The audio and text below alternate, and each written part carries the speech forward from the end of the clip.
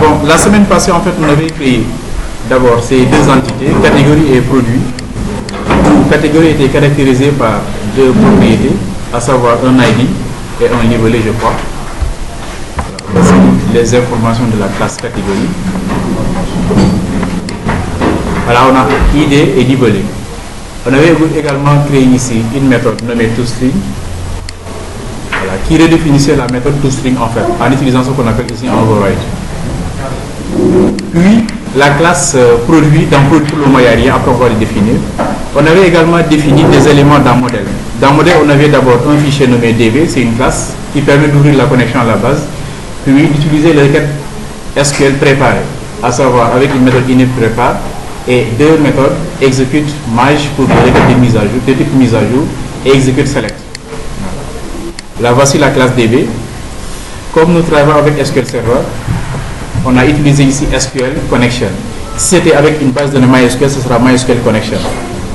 Et tous ces éléments sont à l'intérieur de ce paquet, ou bien de cette bibliothèque using system.data.sql client. Si c'était MySQL, ce sera system.data.mysql client. Et par défaut, dès que vous créez un projet, ceci est intégré. Au niveau des références, il y a system.data. Voilà. Si vous travaillez avec SQL, vous n'avez pas besoin en fait, d'ajouter en fait, des assemblées ou bien des DLL. Automatiquement, dès que vous créez le projet, cet élément est ajouté. Cependant, si c'était Oracle ou bien MySQL, il fallait importer en fait ici le DLL de MySQL de Oracle. Ce sera en system.mysql client ou bien system.oracle. Voilà. Aussi. Bon, ça on l'a déjà vu. Les quatre éléments à utiliser quand vous requêtez SQL, il y a d'abord SQL Connection, il y a SQL Command, int pour la récupération des résultats de type merge, c'est-à-dire insert, update, delete, SQL Data Reader pour récupérer en fait les résultats de requêtes de type select, que ce soit avec jointure ou bien sans jointure. Puis on ouvre la connexion à la base avec Get Connection. Bon, ceci est une convention en .NET, hein. C'est la principale différence entre .NET et Java. En Java, les méthodes commencent toujours par lettres minuscules. En C# c'est l'inverse, en .NET en général, c'est l'inverse. Les méthodes commencent toujours par une lettre en majuscule, comme les classes, ici, classe DB. Puis, on a ici ouvert une connexion à la base avec une variable connection. On a instancié en mettant l'élément qui est là, qui reçoit trois éléments, à savoir les data source, initial catalogue et integral security true. Si vous choisissez ici integral security true, cela veut dire quoi? Vous utilisez l'authentification Windows. Si vous mettez false, il faut préciser user et le mot de passe. Donc il y a deux types d'authentification. Soit c'est true, automatiquement vous utilisez authentification Windows, que j'ai utilisé ici pour me connecter. Ou bien vous mettez false. Dans ce cas, il faut ajouter point virgule, user ID et password ID. Vous mettez user et le mot de passe. Par défaut, quand même, bon, on ne préfère pas que vous mettez ici user ID, password ID. Pourquoi? Parce que si vous mettez user ID par défaut, tout le monde sait que sous SQL Server, c'est ça, l'administrateur. Donc le hacker, son problème, c'est quoi? C'est savoir son mot de passe. Or, si c'était, bon, si c'est ici, comme si c'est complet, ça va être difficile à voir. Mais si c'est sur le web, les données vont transiter de manière visible. Automatiquement, le hacker peut récupérer en fait le mot de passe. De ce fait, pour éviter cela le plus souvent, on vous conseille d'utiliser toujours Integral Security True. C'est-à-dire, tant que tu ne te connectes pas à ma machine, tu ne pourras pas utiliser ma base de données. Voilà. Donc, côté sécurité, quand même, ça, c'est 1000 fois plus sécurisé que si vous mettez ici un user et un mot de passe. Parce que tout le monde sait que, par défaut, sous SQL Server, c'est ça l'administrateur. Voilà. De toute façon, on va même parler un peu de sécurité aujourd'hui. Voilà. Puis, on avait ici préparé la requête SQL avec init prépare. Ceci veut dire quoi? Là, nous avons tout simplement utilisé ici une variable commande. Cette requête SQL ne reçoit pas directement des données, mais reçoit des paramètres avec des arrobases. C'est-à-dire, si vous voulez ajouter des données dans la table catégorie, on met seulement insert into catégorie, en parenthèse ID et libellé. Ou bien si l'ID est incrément, on laisse, on met seulement libellé. Puis on met values en parenthèse arrobase.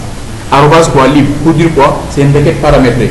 Ceci permet de l'initialiser, tout simplement, la requête, en ouvrant la connexion à la base. Puis on l'exécute en utilisant ici execute non-query pour les requêtes de type mise à jour qui retournent toujours en entier, ou bien execute reader et également execute scala dans le cas où si c'est une requête SQL qui doit retourner une seule ligne.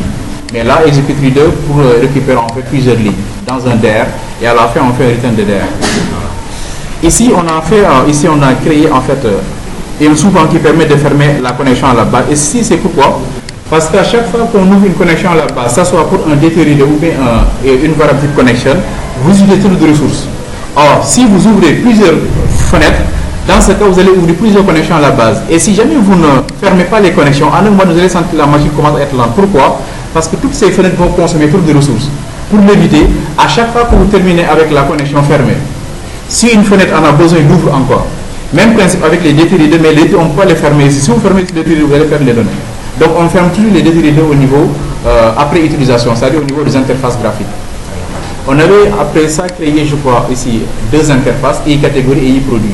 I-catégorie permettait tout simplement de définir le contrat, c'est-à-dire les méthodes à implémenter. Ici, nous avons, bon, c'était en testant, on avait seulement créé une méthode qui permet d'ajouter et une méthode qui permet de récupérer la liste des catégories dans une interface ici. Une interface i-catégorie avec int méthode qui reçoit une catégorie et liste, ici, reçoit une liste de catégories. Puis, on l'avait implémenté grâce à catégorie DB. Catégorie DB, 2 points pour l'implémentation en C#, i-catégorie. Dès que vous le faites, on va vous demander d'implémenter toutes ces méthodes add catégorie et ici, liste catégorie. Add catégorie, qu'est-ce qu'il fait? Vous écrivez la requête SQL, voilà ce qu'on a une requête préparée. Ici, il n'y a pas de valeur. Et l'avantage, c'est quoi? Avec ça, vous êtes sécurisé, bon, côté injection SQL.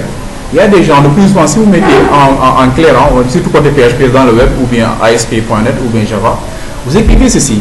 Select étoile from user where login est égal and password égal. Ici, tout simplement d'injecter quelque chose et de commenter le reste, SQL va l'ignorer. Avec ceci, ce n'est pas possible. Pourquoi? Parce que la requête, en fait, est préparée, n'est pas directement exécutée. D'abord, on prépare la requête SQL. De fait, s'il y a des données qui ne sont pas là, la requête ne sera pas exécutée. On prépare ici la requête SQL, puis on doit passer des paramètres à cette variable qui est en paramètre ici, sur une requête préparée, add. D'abord, on va faire le formatage en disant qu'au niveau de la base de données, libc est un varchar de 100. Puis, on va donner une valeur en mettant paramètre crochet, arrobase value reçoit. Reçoit quoi? La catégorie qu'on vient de passer en paramètre ici. Voilà, cette catégorie. Ce sera catégorie.lib. Avec ça, nous avons maintenant passé une valeur à ce paramètre, à la requête SQL. Et là, on peut maintenant exécuter avec execute merge. Execute merge, c'est le sous-programme qui est défini ici. Dès qu'on le fait, il y aura deux résultats possibles dans ce cas. True ou false, 0 ou 1. C'est 1 dans le cas où il y a insertion, c'est 0 dans le cas où il n'y a rien du tout. Voilà. S'il y a problème, maintenant, là, on va récupérer le message, ici, avec e.message.toString. Je crois que c'est tout ce qu'on avait fait. Bon, aujourd'hui, maintenant, je vais vous montrer trois choses. Première chose, c'est l'utilisation des procédures stockées. Deuxième chose, l'utilisation des transactions. Et troisième chose, l'utilisation de la sécurité, c'est-à-dire comment on crypte des données au niveau base de données. Au niveau base de données, ici, en général, là, si vous créez une base de données, je vous donne un exemple des salaires. Même si vous connectez au niveau de la base en prime, vous ne devez pas voir les salaires en dur. On ne doit pas, en fait, connaître les salaires de tout le monde. Même si tu es un DBA, en principe, si tu n'as pas les droits, tu ne peux pas voir les salaires. Qu'est-ce qu'on fait? On utilise des fonctions de hachage. Ou bien ce qu'on appelle en fait les clés symétriques, ou bien des fonctions qui sont définies à l'intérieur de SQL Server. Bon, ces gens-là, c'est des travailleurs. Il y a en fait trois méthodes pour définir en fait la sécurité ici. Vous pouvez définir des champs, de toute façon, ça sera varchar, mais au moment d'insérer dans la base, on va dire quoi? Ces données sont cryptées. Et quand vous récupérez également, tant que vous n'avez pas également la clé pour décrypter, vous ne pouvez pas également voir les données. De toute façon, on va l'insérer. Ça sera en fait 100 000 ou bien 200 ou bien 500 000, 1 million. Mais si vous regardez, vous allez voir en fait des hexadécimales. Ou bien en fait du binaire avec des arrobas, on ne comprend même pas. Mais dès que tu fais une requête SQL maintenant, les données seront affichées. Ça, côté sécurité, bon, déjà, si c'est un chiffre d'affaires d'une entreprise, même s'il y a des hackers ou bien il y a des gens qui passent par derrière pour entrer ici, s'ils extraient là-bas, ils ne peuvent pas l'utiliser. Et plus souvent, les comptes également des clients, c'est ce qu'on fait en général aussi, au niveau des banques. En général, quand vous définissez, vous regardez en fait les comptes des clients, ce n'est pas lisible. Pourquoi? Parce que si une personne, même si ce n'est pas en fait un hacker, c'est une personne qui est mal intentionnée. S'il regarde le numéro d'un compte, il peut faire des transactions derrière. Mais dès que c'est crypté, en un moment donné, il ne pourra pas l'utiliser. Même s'il a toute la base de données, tant qu'on ne donne pas en fait la clé qui permet de décrypter, il ne pourra pas l'utiliser. L'autre chose maintenant, c'est les transactions. Les transactions, pourquoi les transactions? Regardez très bien. Vous développez une application qui gère les virements bancaires. Virement veut dire quoi? Je vais débiter d'un compte un montant pour créer un autre compte. Et j'ai débité, il y a coupé d'électricité. Automatiquement, l'autre personne va recevoir quoi? Il y a 100 000 francs qui a été enlevé de ton compte. Automatiquement, il va dire, ok, donc ça marche, je vais appeler le serveur pour dire qu'il a reçu mon message. Il appelle l'autre, on dit que je n'ai rien reçu. On va dire le client, il va dire que ces gens, c'est du client. Ce n'est pas ces gens, c'est l'application en fait. Qu'est-ce qu'il faut faire? Il faut gérer les transactions. C'est-à-dire, si on débite, tant qu'on ne crédite pas et qu'on oublie réellement que les deux insertions les deux transactions sont bien passées, on ne fait pas un commit. Dans ce qu'on fait, on utilise aussi un begin transaction et un commit, un rollback. On fait un commit dans le cas où on est sûr que toutes les transactions marchent. On fait un rollback dans le cas où ça ne marche pas. De toute façon, l'insertion est faite, mais la base attend qu'on valide. Tant qu'il n'y a pas de commit, il ne va jamais valider la transaction.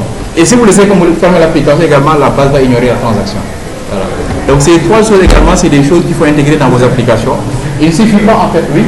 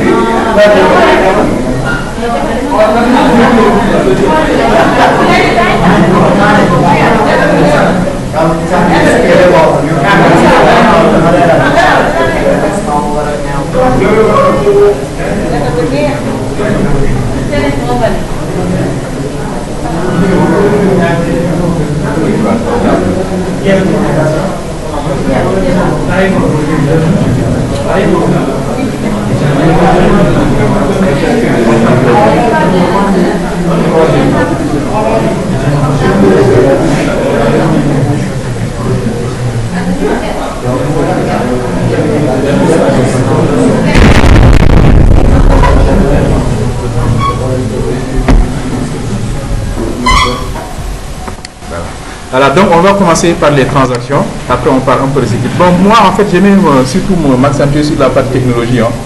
La partie design, après je vais vous donner quelques appels, vous allez télécharger, vous allez vous débrouiller. Surtout côté projet, le design, il faut avoir du temps en fait pour faire beaucoup de choses. Mais moi je vous concentre sur la partie en fait code.net en fait. Voilà, avec technologie, WCF, WPF, etc. en fait. Voilà. Les designs quand même, bon, ça... Bon, c'est bon quand même, applicable et présentable, mais on n'a pas vraiment beaucoup de temps pour être à faire des trucs, à intégrer des éléments. Bien sûr, on attend, on peut revenir sur le design, hein, parce qu'il y a des API qui sont disponibles pour que, rien que le design. Voilà, tu l'intègres dans l'interface et tu modifies complètement l'interface .NET par défaut. Voilà, mais ça quand même, bon, c'est autre chose. Le plus important, c'est ça. Ça, c'est pas compliqué du tout. Voilà, mais le plus important, c'est ici. Voilà, donc on va intégrer en fait la partie transaction. Bon, c'est pas obligatoire, hein. Dans certains cas, on n'a même pas besoin de transaction s'il s'agit en fait de gestion des produits. Mais regardez, je vous donne un exemple. Vous gérez ici, on gère des produits. Moi j'ai mis ici catégorie et produits, et s'il y a entrée sortie, j'ai vu ici au niveau de produits, là, j'ai pas encore défini produit, mais dans produit je vais ajouter en fait quantité en stock. Cela veut dire quoi? À chaque fois que je vais effectuer insérer dans entrée, je vais mettre en jour la quantité en stock, donc c'est une transaction. À chaque fois également je fais en fait une sorte, c'est-à-dire une vente, je vais mettre en jour également le stock. Même quand c'est une transaction. Voilà. Donc ici après on va ajouter en fait ici une variable quantité en stock. Automatiquement, chaque fois qu'on fait insertion, on met en jour en entrée. Chaque fois qu'il y a également sortie, on met à mettre à jour en sortie. Maintenant, ici, au niveau de DB, on va encore retoucher notre classe DB. On va ajouter deux sous-programmes.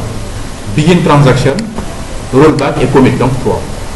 Allez-y au niveau de DB, la classe DB.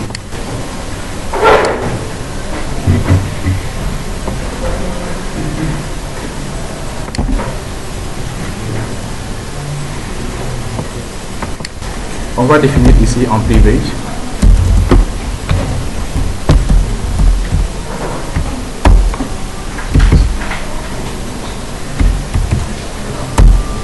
une variable nommée SQL transaction que je vais nommer trans. SQL transaction trans.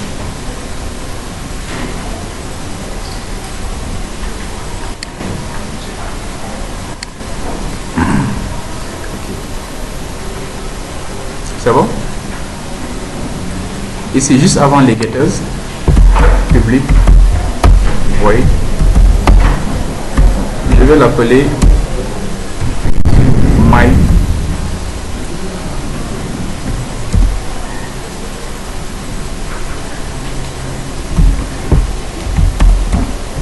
begin transaction.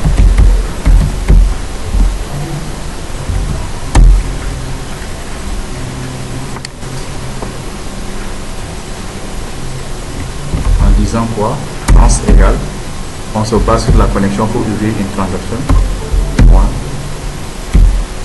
begin transaction. Avec ça maintenant on démarre la transaction. Je l'appelle my begin transaction, trans égale connexion point begin transaction.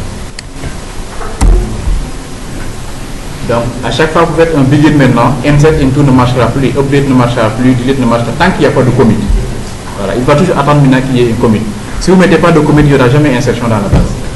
Voilà, puis on va ajouter maintenant ici un commit public, void aussi.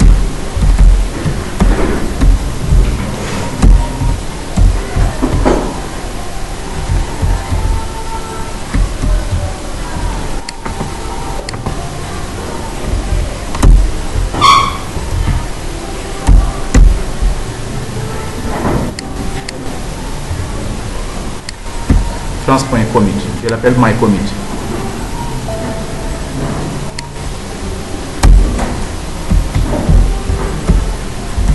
Public void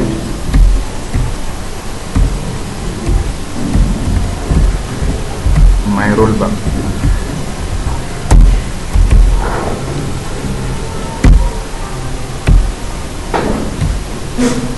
On appelle rollback dans le cas où il y a un problème, dans l'exception. Ou bien bon, on ne peut plus valider en fait la transaction. Donc il y a trois méthodes. Il y a l'ouverture de la transaction, ou bien démarrage de la transaction, begin transaction, commit et rollback. On démarre, puis on fait un commit ou bien on fait un rollback. Voilà. N'oubliez pas que trans est déclaré en privé, il nous faut un getter et un setter pour accéder à distance. C'est exactement comme ce qu'on avait fait pour cette méthode getConnection CMD. Donc on va ajouter ici en fait une variable, plutôt une méthode qui retourne en fait un SQL transaction. On va l'appeler getTrans.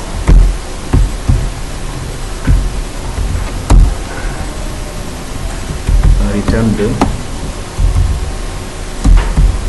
this.trans. C'est pour l'accès à distance en fait. Parce que trans est défini en privé, il nous faut une méthode pour la manipulation à distance.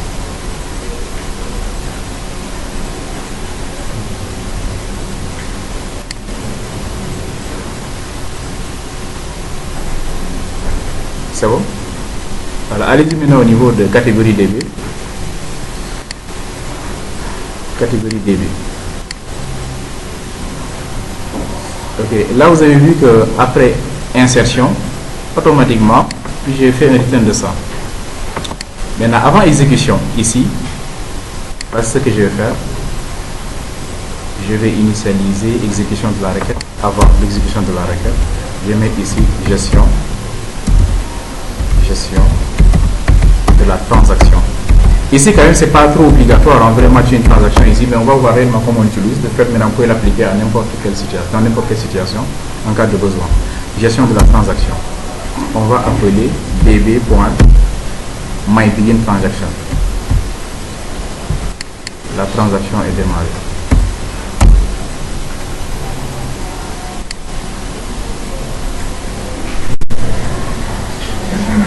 Dès que la transaction est démarrée, quelque chose qui est hyper important, je vais mettre ici important. Deux points. Associer la transaction. Associer la transaction à la commande.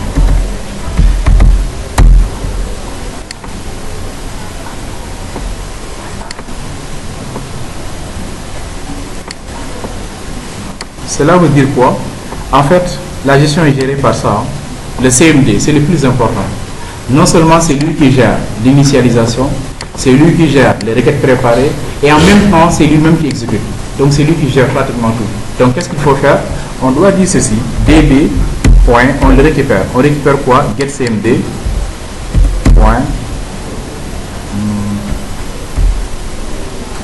Transaction. On reçoit db.getTrans.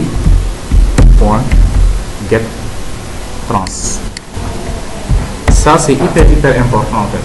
Ceci veut dire quoi? Cette commande maintenant attend toujours qu'on fait une commit. Si vous oubliez ça, ça ne marchera pas. C'est comme si vous créez une transaction qui n'est pas associée à une commande. Voilà. Là, il faut obligatoirement en fait, associer votre commande à la transaction. Maintenant, CMD va toujours attendre qu'il y ait une commit pour valider.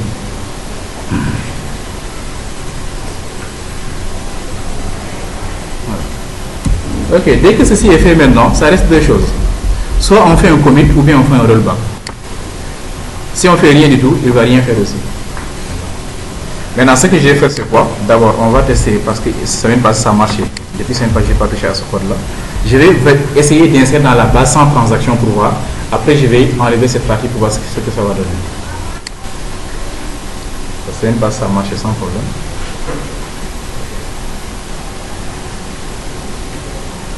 La base qu'on avait utilisée s'appelait TP gestion produit. Avec cette table catégorie.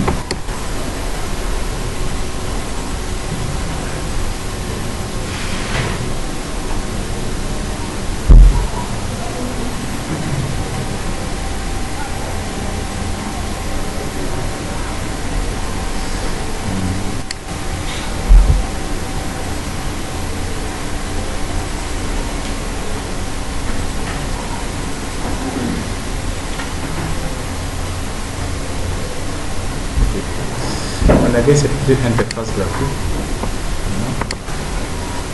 Je mets ici. Informatique validée.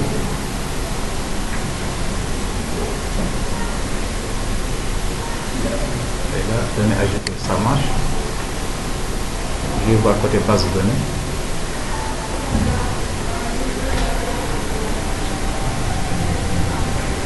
Donc, voilà. Ça marche très bien. Vous avez vu que sans transaction, en fait, ça marche et ça ne demande rien du tout, en fait. Je vais maintenant arrêter ça. Bon, le code, vous avez déjà, c'est le code qu'on avait fait la semaine passée. Oui, on a changé. Maintenant, je vais ajouter la transaction pour voir.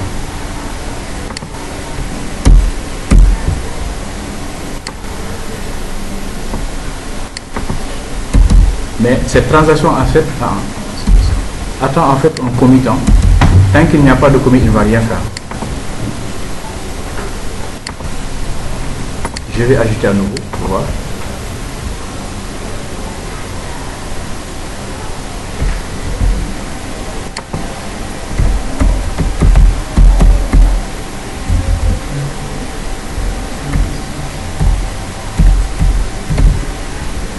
Il doit me dire donner ajouter, hein, mais réellement il n'a pas ajouté. Il attend en fait un commit. Vous allez voir qu'il y aura seulement 2 lignes. Et pourtant il a dit que donner ajouter.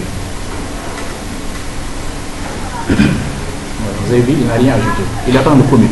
Tant qu'il n'y a pas de commit, il ne valide pas. En fait, avec ça maintenant, s'il y avait une transaction bancaire avec débit crédit, l'autre ne va pas recevoir de SMS. Tant que tous les deux n'ont pas, ils vont plutôt, tant que toutes les transactions ne sont pas effectuées.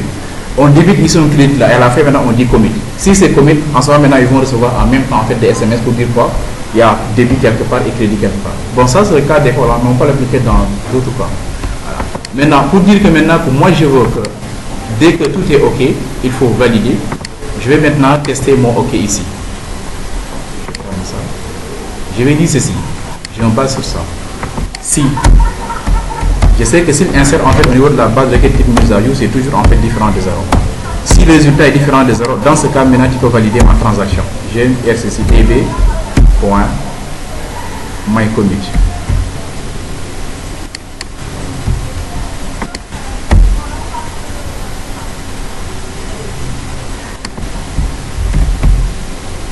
Sinon, on annule bb.myrollback. On annule la transaction en cas de problème.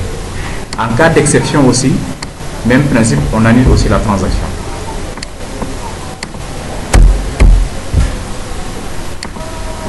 Donc, si OK est différent de 0, on valide.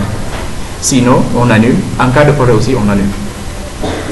Ici, il y a des problèmes de connexion, en fait, soit la machine n'est pas accessible, ou bien la base de données précisée n'est pas créée, ou les paramètres de connexion ne sont pas valides. Dans ce cas, on annule. Nous sommes dans exception.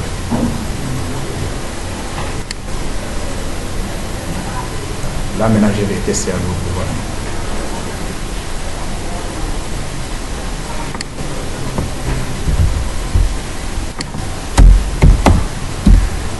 C'est pas grave.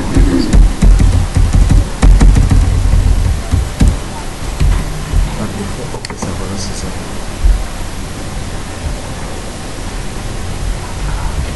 Je teste encore. Je vais mettre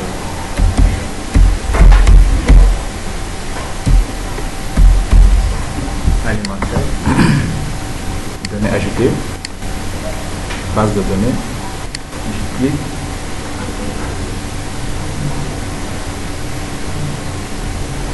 Voilà, et l'alimentaire est là. Voilà, vous avez vu, dès que j'ai fait un commit, automatiquement il insère. Et regardez très bien, tout à l'heure c'était clé primaire auto-incrément. En fait, la base avait déjà fait la transaction, il attendait seulement la confirmation. Vous avez vu que le numéro 3 est sauté. Il avait déjà inséré. Il attend tout simplement qu'on lui demande maintenant de confirmer l'insertion, mais il avait déjà inséré en fait. Voilà. Comme on n'a rien dit, automatiquement, bon, il saute cette partie. Et ça ne sera plus pris en compte. Voilà. Ceci, quand il faut réellement le gérer dans vos applications, la gestion des transactions, en cas de besoin. Ici, quand même, bon, on l'a géré, mais réellement, on n'en a pas besoin réellement. Parce que le OK suffit. OK vous tout dire. OK va prendre 0, 1, mais si vous devez en fait exécuter 4 requêtes SQL qui sont liées à 100%, ne validez pas côté base de données tant que les 4 requêtes ne sont pas effectuées. C'est-à-dire j'ai inséré dans entrée ou bien dans sortie et je dois mettre en jour en fait le stock.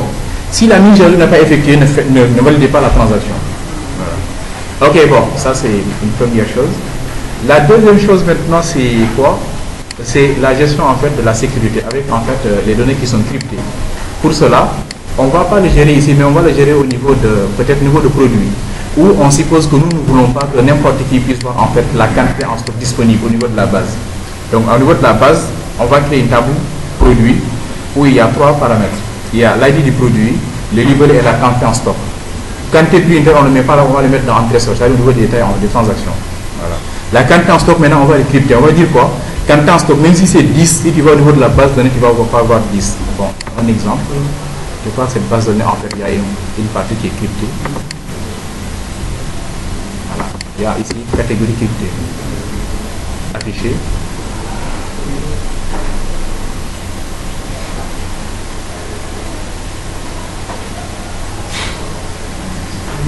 Vous avez vu les données? Ceci, vous ne pouvez pas le comprendre en fait. Et pourtant, c'est compréhensible par la base. Voilà. Ici, les libellés sont cryptés, mais ça n'a pas trop de sens. En fait, les livres ne doivent pas être cryptés. Ce qui est crypté, c'est des numéros de compte ou bien des, en tout cas, données qui sont confidentielles pour l'entreprise. Et la sécurité côté données, quand même, est le plus important côté administration en fait de l'entreprise. Tout ce que tu dis, ok, l'application marche, etc., est-ce que les données sont sécurisées? C'est ce qui les intéresse en général. Donc, pour faire tout, en fait, même si l'application marche et tout, il faut vraiment bien sécuriser la base. Bon, en général, ici au Sénégal, il y a des gens en fait qui sont. En informatique, il y a des gens qui sont spécialisés SQL Server, avec DBA, il y a des développeurs. Mais ici, vous êtes tout. Ici, quand vous pouvez avoir vraiment les compétences partout. ça soit en développement et c'est en base de données aussi. Et le plus souvent, en fait, on peut considérer comme étant le chef de projet et où vraiment on n'a pas de ressources pour recruter un DBA. Parce qu'un DBA, c'est cher. Un DBA, quand même, bon. Si on fait, il y a des livres, en fait, des livres de SQL Server là. Les DBA, ils ont écrit un développeur 2000 euros. Si vous calculez 2000, c'est 1 million et quelques en fait. Administrateur de base, ils ont mis 2500 euros. Donc, le DBA a 500 euros de plus que le développeur. Et si vous calculez, ça sera 1 million 300 ou 1 million 400 000 par mois. Donc, les DBA, c'est hyper cher. Maintenant, si vous avez la chance d'avoir un peu de compétences SQL ou bien Oracle, ça va en fait vous permettre réellement d'être au milieu. Parce que le développeur, lui, il a plus de chances que les autres. Parce que facilement, tu peux être un DBA parce que toi, tu manipules toujours la base de données. Maintenant, ça dépend en fait de toi. Si tu fais des choses, tu peux être bon en DBA. Parce que le DBA, ce qu'il fait, c'est ça en fait le plus souvent. C'est lui qui doit gérer tout ce qui est crypto, sécurité, etc. Mais ici, c'est pas compliqué du tout. Il y a des dossiers en fait qui sont expliqués. Tous ces éléments qui sont là ont un rôle. Voilà. Et ce que je vous dis, c'est tout à l'heure, en fait, il y avait trois. Je vais dire qu'il y avait d'abord la gestion des transactions, la gestion de la sécurité, ainsi que la gestion en fait des éléments qu'on appelle des procédures ou bien fonctions stockées. C'est dans la programmation ici. Même un bon DBA doit être bon en programmation. Regardez très bien ça, ce qu'on appelle des fonctions ou des stockées. C'est des sous-programmes que vous allez créer au niveau base de données. Puis vous appelez ces sous-programmes en les passant des paramètres. Il n'y aura plus de requêtes SQL côté ici, côté langage. Toutes les requêtes SQL seront mises ici sous forme de fonctions, avec des si et des sinon, etc. Voilà. Il y aura tout avec des boucles for while, to byte, des select, etc. Voilà. C'est ça qu'on appelle des. Voici un exemple de procédure stockée. Et en général, c'est trop rare de travailler avec une très grande application .NET sans procédure stockée. Ce n'est pas possible. Parfois, même si vous faites une transaction bancaire, si c'est en ligne, on vous impose que ce soit procédure stockée, que ce soit en PHP ou bien en C#. Pourquoi? L'avantage des procédures stockées, c'est quoi? C'est qu'ici, les requêtes SQL sont comme étant des programmes, donc c'est des processus. Alors que les requêtes SQL qui viennent de l'extérieur, c'est des clients, c'est des demandeurs de services. Regardez très bien, j'ai une application en fait qui fait une vente en ligne, où la personne passe la commande. Dès qu'il passe la commande, il doit valider. Quand il va au niveau de la base de données, on donne un ID, c'est-à-dire qu'on va prendre un peu de données au niveau de la banque. Nous avons inséré en même temps au niveau base. Peut-être qu'il y a un problème côté récupération à mon niveau, on te donne mon ID. Si ma commande c'était 100 000 francs et toi ta commande c'est 100 000, on va enlever 100 000 de ton compte et pas 50 000. Ça amène des problèmes. Alors que si c'est procédure stockée, qu'est-ce qui se passe? C'est des fonctions. C'est-à-dire c'est comme une file d'attente. Si moi j'appelle la fonction qui est là, en premier lieu, il va d'abord donner le résultat avant de prendre en fait le résultat de l'autre application. C'est ici une seule application avec interface en PHP. On se connecte en même temps, on passe des commandes. Si vous passez une commande, vous allez attaquer en fait en même temps cette même procédure stockée. Mais comme c'est une fonction, souvent c'est un processus. Donc il faut que le processus soit déroulé jusqu'à la fin. Il te dit qu'il y a erreur ou pas. Dès qu'il termine là, il peut basculer vers un autre. Et ce sera géré par qui? Par ce serveur qui est là. Or, ce serveur, en fait, c'est comme un système d'exploitation. Il va généralement gérer en fait les cœurs. Donc, on va gérer rapidement de l'autre côté. D'abord, on crée cette table produit qu'on n'avait pas créée avec 3 paramètres. Produit, on l'a déjà géré. Ah oui, on avait même créé produit. Ah oui, produit, on avait géré ces 3 éléments. Un produit a une référence, un libellé, quantité en stock et ID catégorie. ID catégorie, maintenant, c'est la clé étrangère.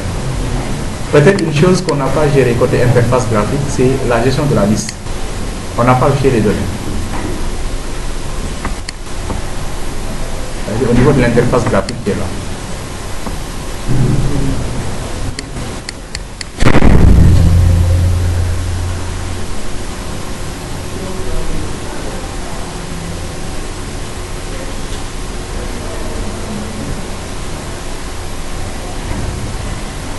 Je clique sur le bouton vérifier, je suis ici. Là, on avait testé que si le champ libellé est vide, on lui demande de remplir, de donner un champ, sinon. Bon, on va créer un sous-programme qui permet de manipuler notre date table. Allez-y, on ajoute ici une méthode en privé. Private void. C'est dans l'interface graphique, au niveau de l'interface graphique, ici. En haut, on ajoute une méthode qu'on va nommer peut-être chargé données.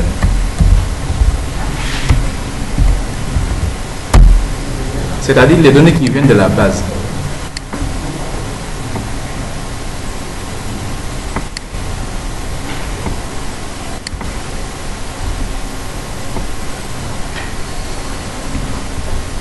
IC égale new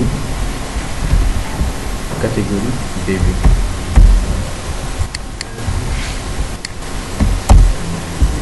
Le data grid view point data source. Donc ça c'est une méthode un peu rapide, hein, mais après on peut formater un peu le table, liste catégorie. C'est acceptable. Hein. C'est une méthode un peu rapide, mais si vous voulez également, vous pouvez créer d'abord un data table ou bien un dataset, puis vous créez les colonnes avant de donner des informations. Mais là, on a directement récupéré la liste de toutes les catégories, puis on l'a passé en fait à notre data grid view. Le data grid view, c'est ça en fait, où il y a catégorie et libellé. ID et libellé. Puis au chargement, on va appeler ça après l'initialisation des composants, surtout après, mais aussi à chaque fois qu'on insère dans la base,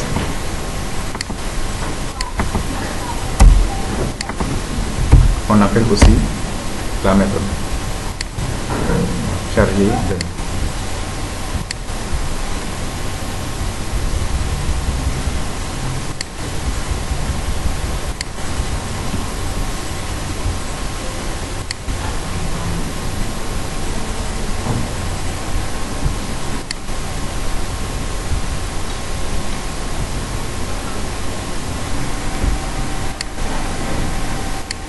Voilà, dès que je lance, vous avez vu que les données sont là, les données qui sont au niveau de la base.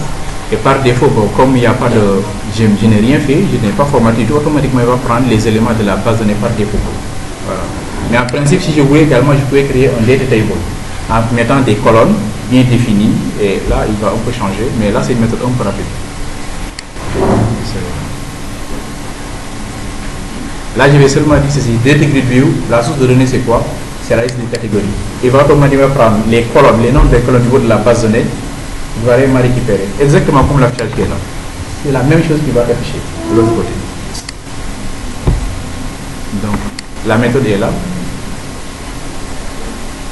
Chargé de données, IC est égal à new catégorie DB, puis data grid view.data source est égal à, on lui passe la liste.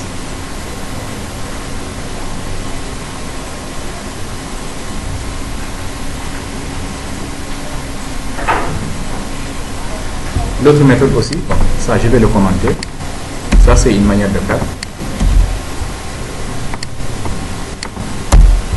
L'autre méthode c'est de déclarer ici en fait un data table. Data égale à new data table. Data point columns. Là maintenant je vais vraiment préciser les colonnes que je veux. Je vais mettre ici ID.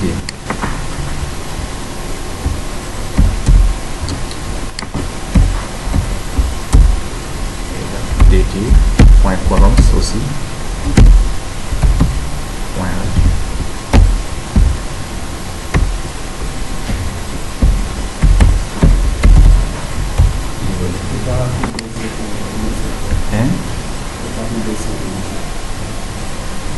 Oui, mais je l'ai appelé ID comme identifiant. Ce sont les entités en fait. C'est libellé aussi.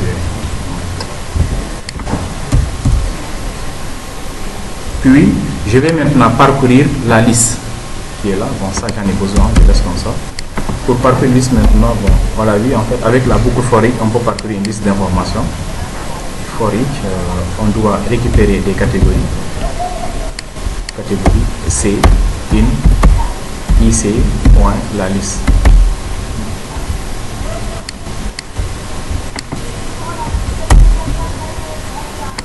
Là, nous allons maintenant créer les lignes. Donc, ça sera dt, point, voici row, rows, point add. Première ligne, c'est C point, IDC,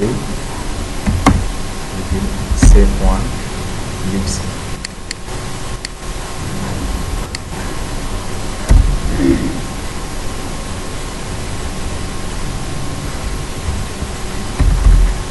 date preview, non? Date source.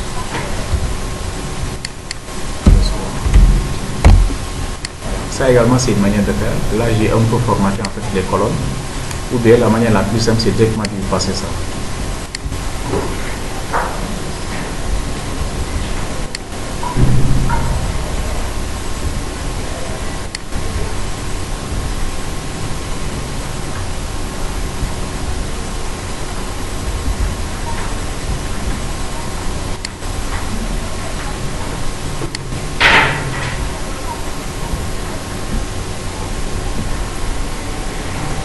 Si je valide maintenant, vous avez vu que les colonnes sont un peu formatées. Là maintenant c'est ID et libellé. Là c'est un peu plus bon. Je vais implémenter. Pour les data tables quand même, bon. Pour les grid view, ici il y a que ces deux méthodes. Soit vous créez, vous passez directement une liste ou bien vous formatez. Bon, l'autre méthode maintenant c'est la méthode des gens qui ne sont pas du tout développeurs. Il est possible de choisir ensuite ici de manière en fait ici de le faire des cours suivants jusqu'à la fin, automatiquement donner son chargé. Cependant, le chargement n'est pas dynamique, c'est statique. Il va charger seulement une fois. Il ne peut pas le charger à tout moment. C'est pour ça qu'en fait cette méthode n'est pas du tout efficace. Peut-être si c'est une page qu'on doit seulement lancer, là vous pouvez passer par cette méthode. Vous mettez seulement ici, ajouter une source de données, vous allez faire des suivants. Il vous demande la base, vous sélectionnez la base, il vous demande la table sélectionnable, point final. Il va charger le tout. Mais là, c'est une bonne méthode.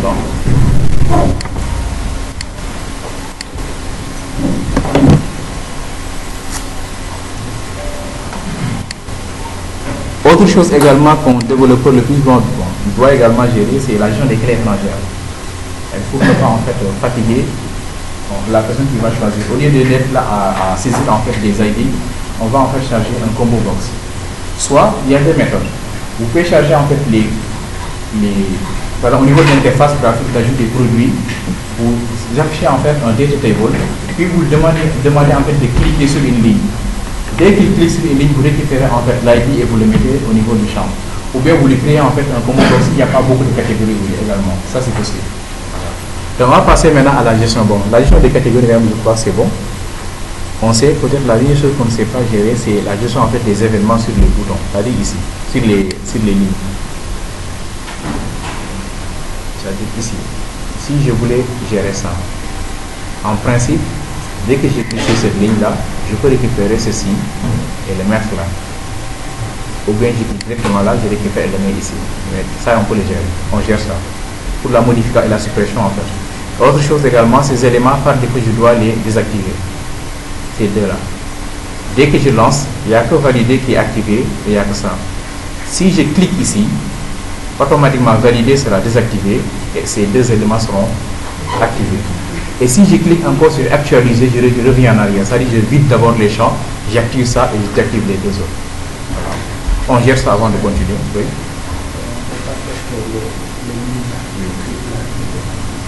Oui, bien sûr. En fait, c'est une autre migration. En fait.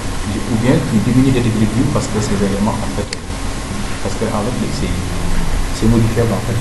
Ou bien tu diminues en fait les view tout simplement. Ça va être la taille de l'équilibre. Tu diminues un peu.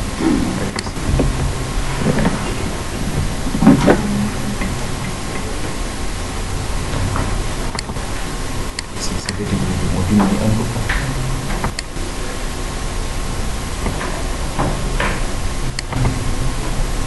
Ça, c'est bien. Ok, alors si maintenant gérons l'événement, si on clique sur une ligne, pour cela,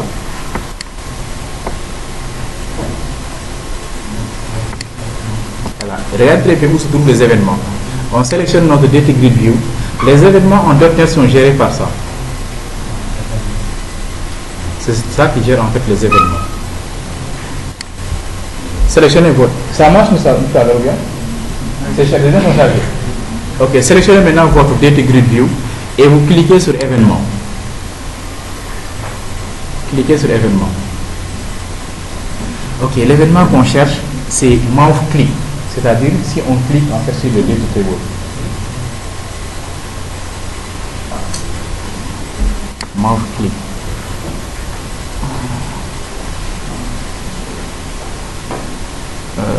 Mouse click. Je cherche encore. Staple, c'est au niveau de row. Row header cell change là. Row header.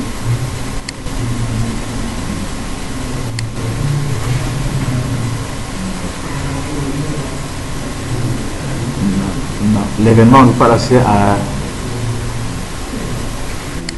Ok, ah oui, c'était quelque part là-bas. Voilà, c'est là, voilà. Non, oui, c'est là, c'est celui-là. Mouse click.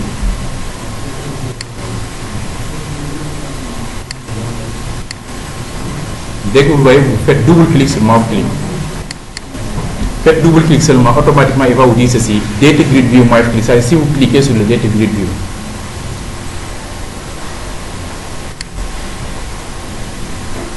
Voilà, ce qu'on va faire, on va juste tester. Si on fait un mouse click, on fait juste ici un show message. Show.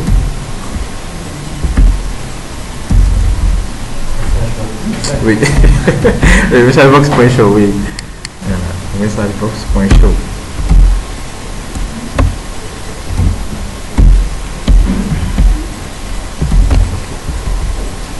Juste pour tester quoi.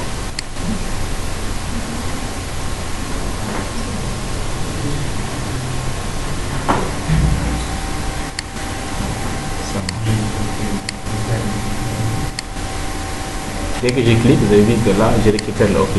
Maintenant, je vais en profiter maintenant pour récupérer en fait la ligne qui a été sélectionnée.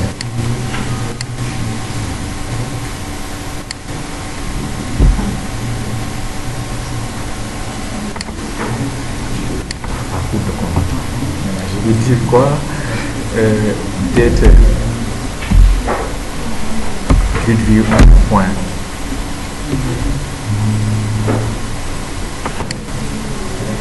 Comment je vais je vais faire un copier-coller. Mais on va le chercher ensemble. Selected row. Point.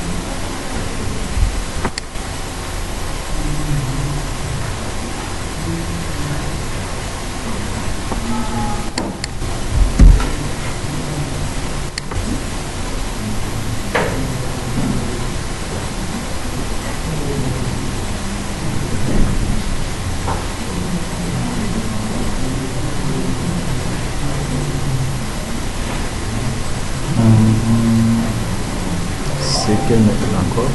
On va le parcourir doucement. Celle, non, c'est pas les cellules, je veux avec les lignes.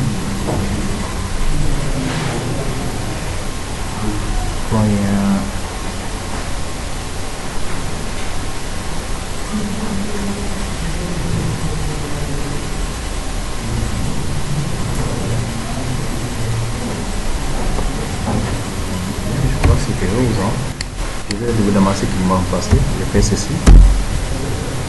Ok, là il va me donner en fait un tableau. C'est un getters.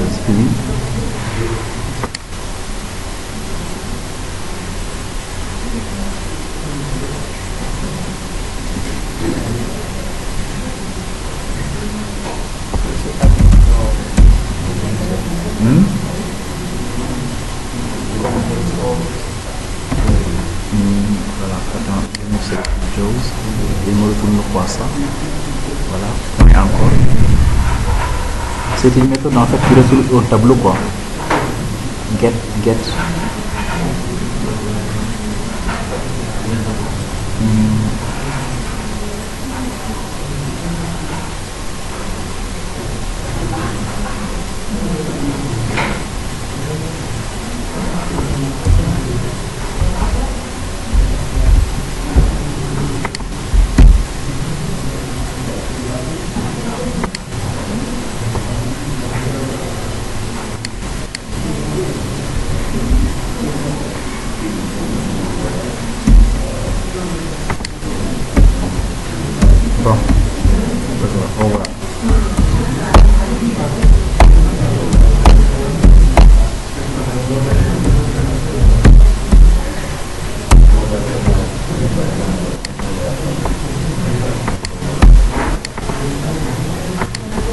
Qu'est-ce qu'il ne veut pas de ça?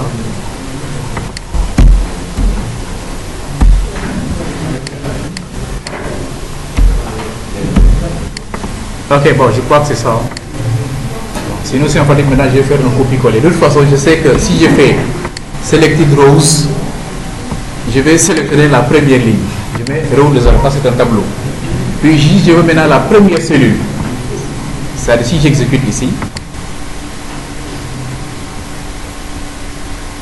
là, je peux sélectionner une ligne comme ça. Dès qu'il sélectionne une ligne, on va me donner en fait cette ligne. Si je veux récupérer la première cellule, il va également vous dire ceci, cells. Je récupère celle de 0 parce qu'il va me dire ceci en fait. Regardez, j'annule, et c'est normal en fait parce que c'est pas possible de le transformer en. Voici ce que je vais faire. Ceci, au lieu de faire ça, je vais faire ceci, un message box.show pour voir ce qu'il va me faire. Message box. Show entre parenthèses de ça.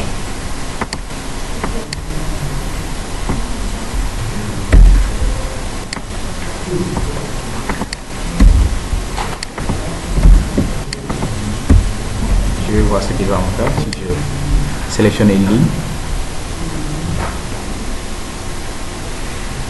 Ok, je sélectionne cette ligne. Je me dis ceci, data grid view, turbo cells, index 0, row de 0. Donc là, c'est pas réellement ce que je veux, j'ai pas réellement reçu ce que je voulais. Je revois en fait ma méthode. Parce que là, il me dit en fait c'est un tableau. Ça, je revois ça. Ceci, il me dit ceci et obtient une collection de lignes sélectionnées. Puis 0 ici. Et si je dis point,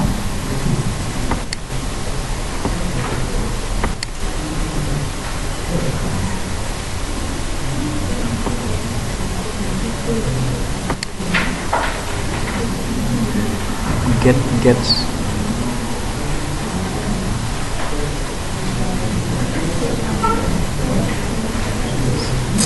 c'était celle son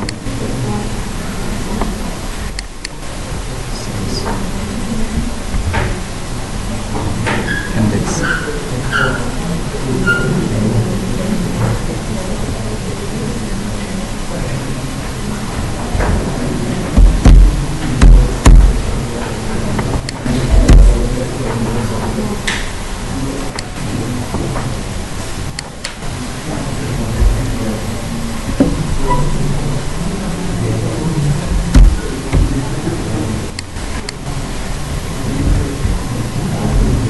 Ok, je vais tester ça. Je vais ajouter le value.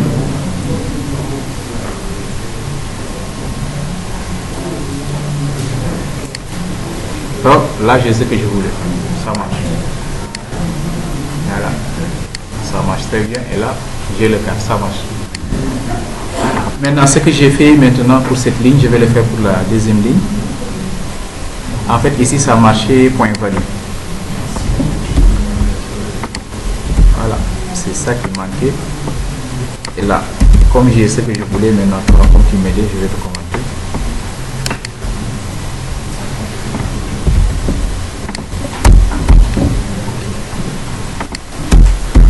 Et ici, je vais récupérer les librairies.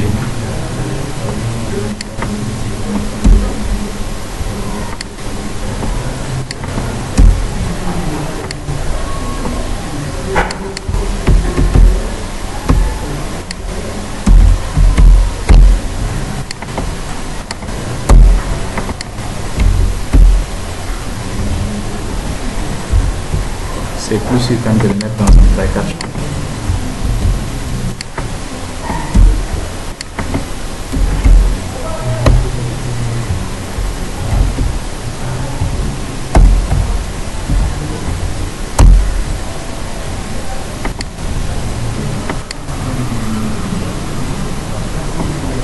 Je peux les faire comme ça vous allez tout voir.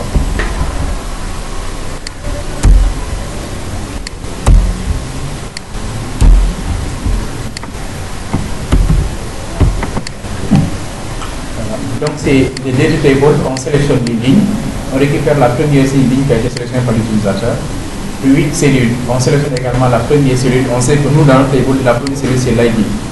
Puis on récupère la valeur correspondant et on rentre en chaîne de caractères pour pouvoir faire un parsing en ID. On pouvait également utiliser le transtypage en crois. Si on mettait ici un int là, on n'avait pas besoin de tout string.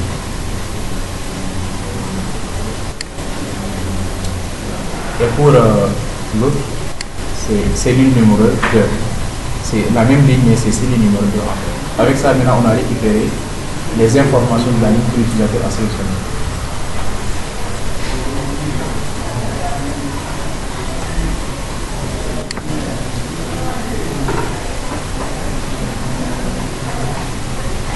C'est bon.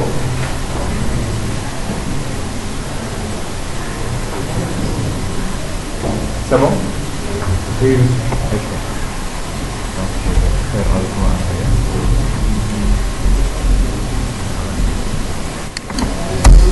Après ceci, je vais lire ça. ID. Je crois que je l'avais appelé ID TXT ou bien ID underscore. C'est lib qu'on a créé. Lib underscore txt.x reçoit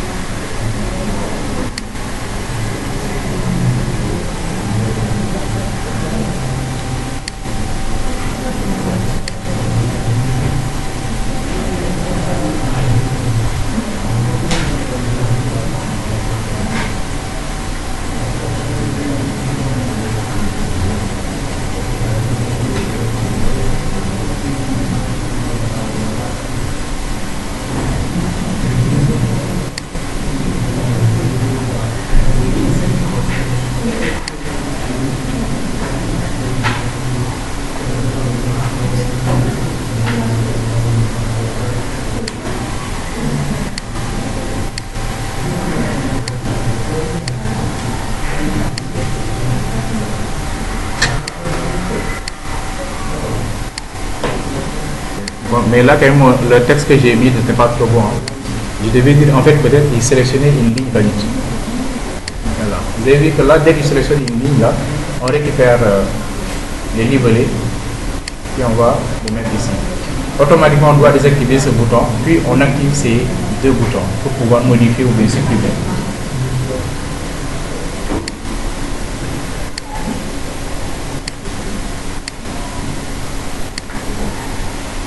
Ça marche.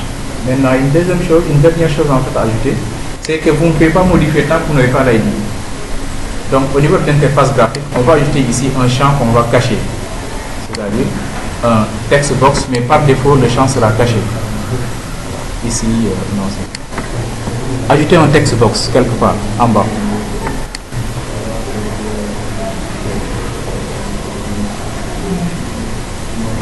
Text box.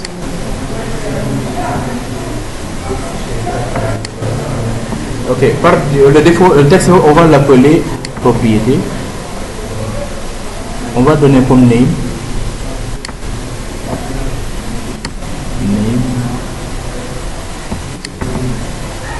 Ce sera id underscore txt.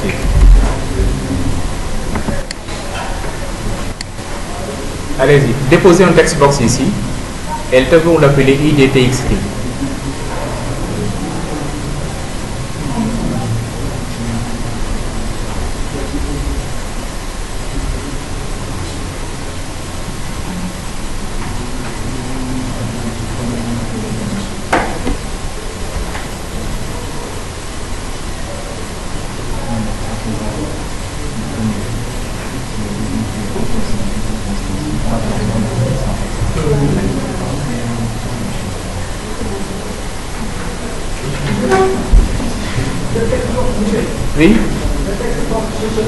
Oui.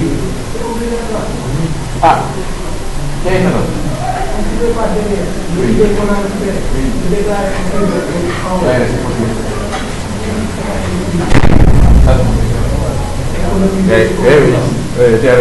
ça c'est possible. En fait, oui, il a raison. En fait, bon, mais le plus souvent, les données, on les récupère pas pour ne pas en faire te perdre, parce que par dévotion, notre programmeur vérifie qui change seulement le nom, ça va te percuter en fait sur ton code.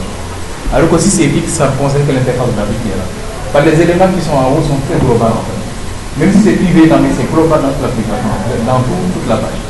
Alors que ceci est spécifique en fait à cette zone. Et de toute façon, on va seulement l'initialiser au niveau de l'incomponent seulement. Voilà. Bien sûr, en principe, on peut déclarer en privé un ID et dès qu'on récupère, on donne la valeur. Mais pas de fait, on peut déposer ça, puis on le cache. Ça ne sera pas visible. Ok. Allons-y au niveau de code. Ici, on va le mettre. Hein?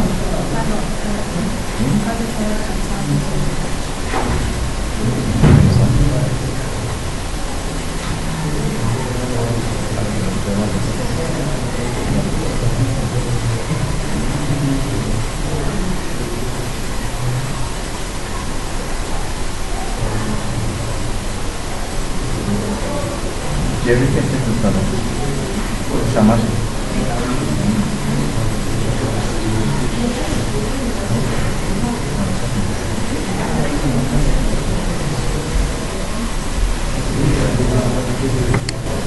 Ok, bon, ce composant ici, après init component, là, on va dire ceci. ID derrière ID texte txt point visible reçoit false.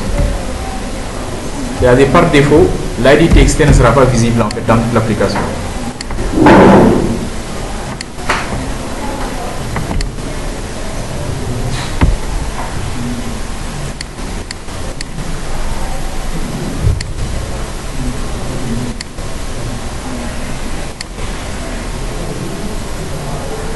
Puis on revient ici au niveau de l'événement.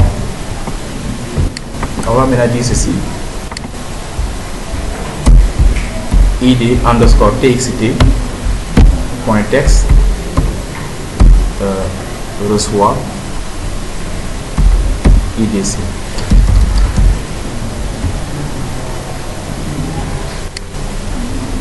Reçoit idc point.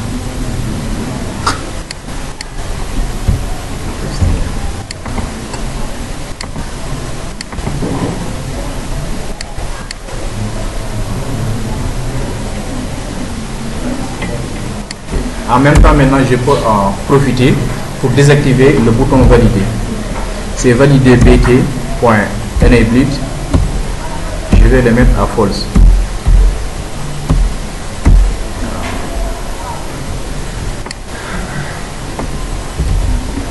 En cas de problème, c'est true. Okay. Mais aussi, les boutons modifiés, ce sera modif bt.enabled aussi, reçoit cette fois-ci true. Ainsi que supprimer aussi. .enabled égale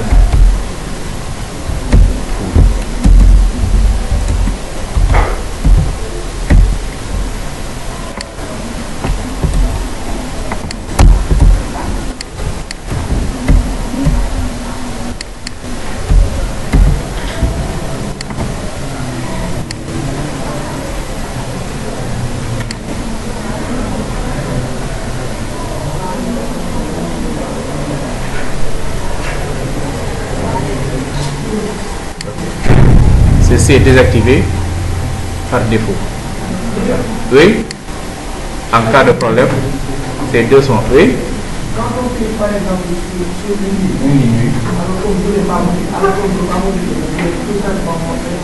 actualiser. Mais on l'a pas encore géré quand même. C'est lui qui actualise. Mais on l'a pas encore géré. On va le gérer. C'est lui qui gère tout ce qui retourne en arrière. C'est comme le bouton annuler en fait. Oui.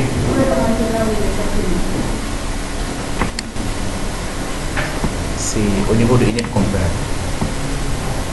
Après.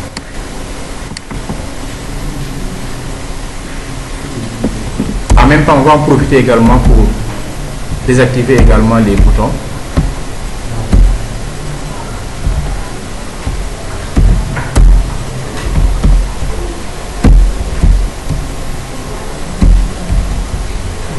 Par défaut, ces boutons sont désactivés.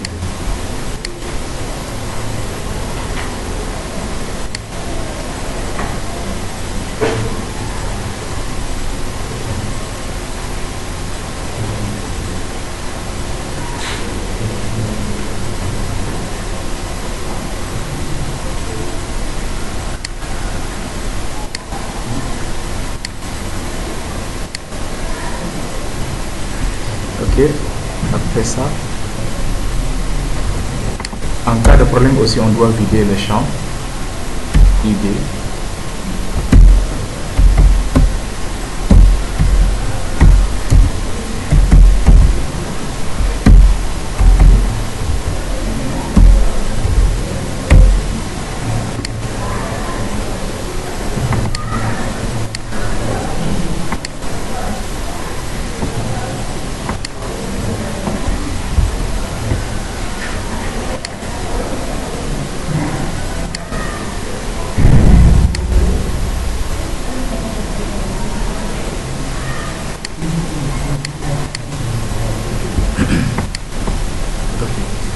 Maintenant, ce bouton qui est là, actualiser BT, c'est lui qui gère en fait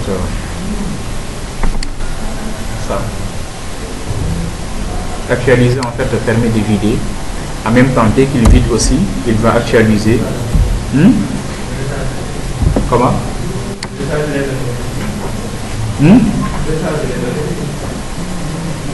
Actualiser. Non, peut-être c'est... Non, les données, comme il n'y a pas de modification du tout, peut-être les données seront rechargées dans le cahier modifie suppression. Mais lui, c'est pas grave. Parce que ça alloue seulement en fait. Oui, mais l'autre chose qui gère quand même, c'est en fait d'activer en fait le bouton valider. Oui. Valider BT. Maintenant, il y a trop de trucs. Là, on pouvait créer un sous-programme qui permet de le gérer. Hein. Il y a beaucoup de répétitions.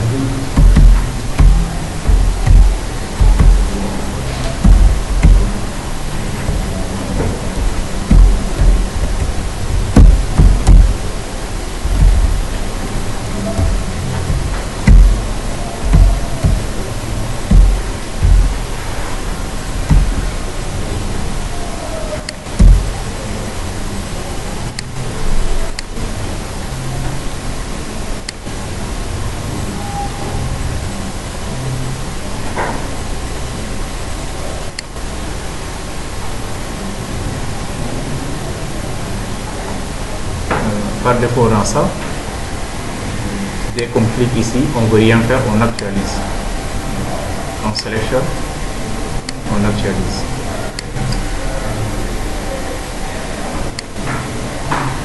S'il y a ça aussi et il y a erreur, on retourne en arrière. Oui. Pourquoi lorsqu'on clique sur le CV? Pourquoi lorsqu'on clique sur le CV? Sur save. Par exemple, sur les cellules. Oui. Au lieu de cliquer sur le bord, pourquoi lorsqu'on clique sur le CV, la cellule de...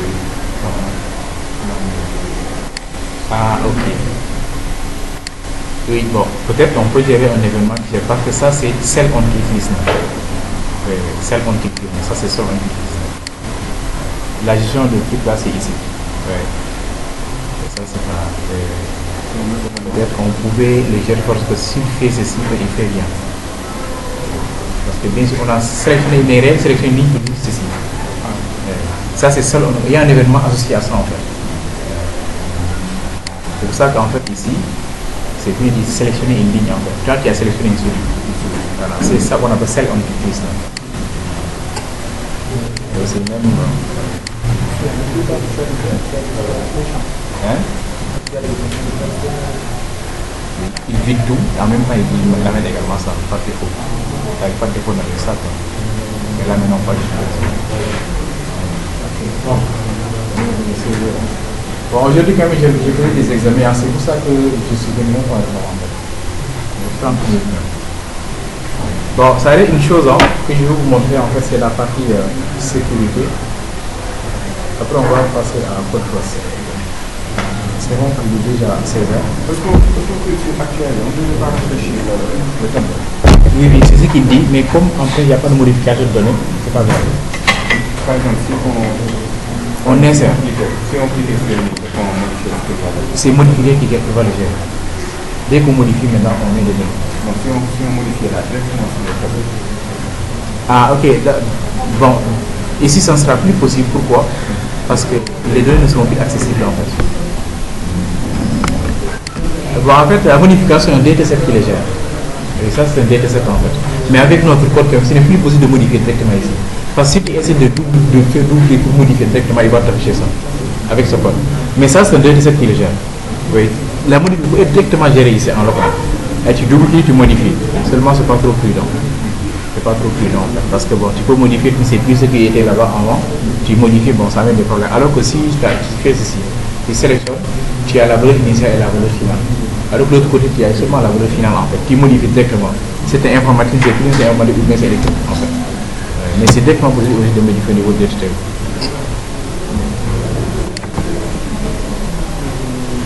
Bon, actualiser ici, quand même, bon, moi, c'est comme annuler en fait, presque. C'est comme annuler quoi. C'est-à-dire, on retrouve complètement en arrière. Voilà.